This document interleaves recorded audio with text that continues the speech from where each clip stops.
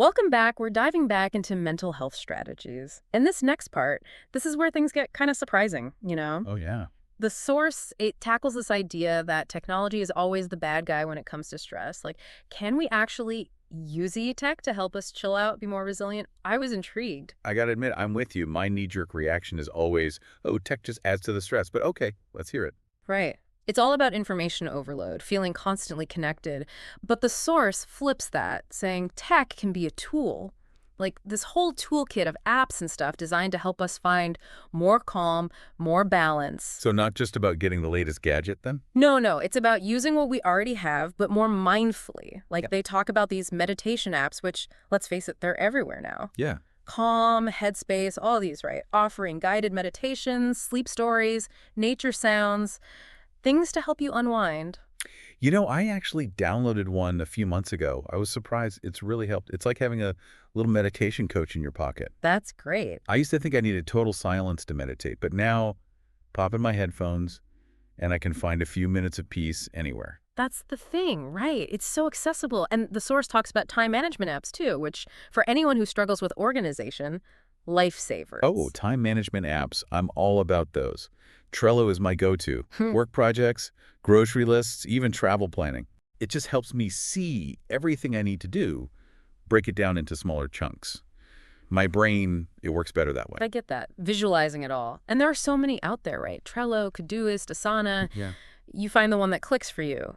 The point is using them to make your day less chaotic. More organized. Exactly. And then there's the whole fitness tracker thing. Okay, full disclosure, I kind of love my fitness tracker. Tracking my steps, sleep, all that data. Well, the source makes the point that fitness trackers, they can be stress management tools too. Oh, really? Because by tracking all that, your activity, sleep patterns, you start to notice connections. Like maybe you sleep better on days you exercise more, or your heart rate spikes when you're super stressed. It's like becoming more aware of what your body's telling you. I've Exactly. definitely noticed that when I'm sleep deprived, I handle stress way worse. But if I prioritize sleep, I'm much more, I don't know, even keeled.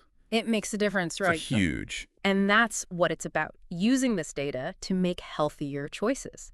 So all this tech stuff, it ties back to the idea that managing stress, building resilience, it's a journey. You're not aiming for some perfect state of zen. It's about constantly learning, trying things out. Finding what works for you. Exactly. What works for one person might be a total flop for someone else. The source is big on experimentation. I like that.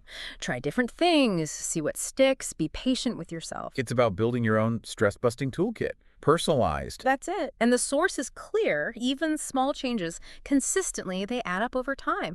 It's not about some massive overnight transformation. It's those little things you weave into your life. It's like that saying, Rome wasn't built in a day, right? Exactly. It's a marathon, not a sprint. Speaking of marathons, Mhm. have you ever used tech, like to help you train for something? A race or any physical challenge?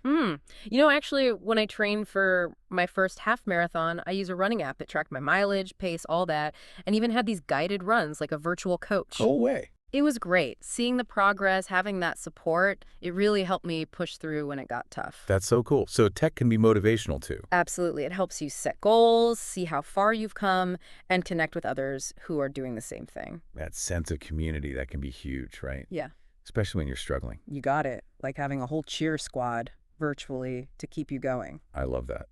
Okay, so we're heading into the final stretch of our deep dive here. We are. And I want to shift gears a little. At the end of part 2, you mentioned playfulness as a stress management strategy. That really piqued my interest. Oh, yeah. It's something we often forget, right? When we're stressed, we get so serious.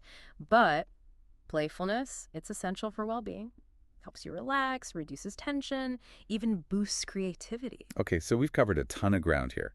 Time management, relaxation, those healthy habits, building up resilience, even how tech can be helpful.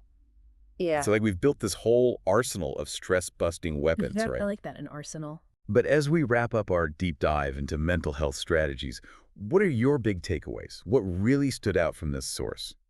What strikes me is it's not just about surviving stress. It's about actually thriving in spite of it. Right. Like giving ourselves the tools, the mindset to not just get through tough stuff, but actually grow from it. You know what? I think that's spot on. It's not about becoming some stress-proof robot, because Yeah. let's face it, that's impossible. It's about having that inner strength to bend without breaking. Right. And what I appreciate is the source gets that there's no one right way to do this.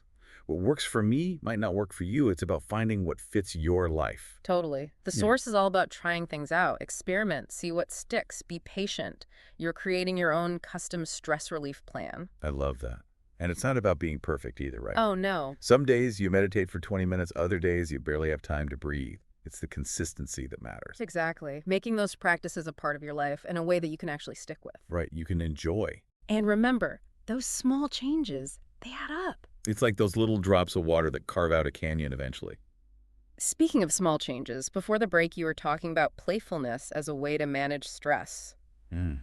That really got me thinking. You know, I think sometimes we forget to play. We get so serious, especially when we're stressed.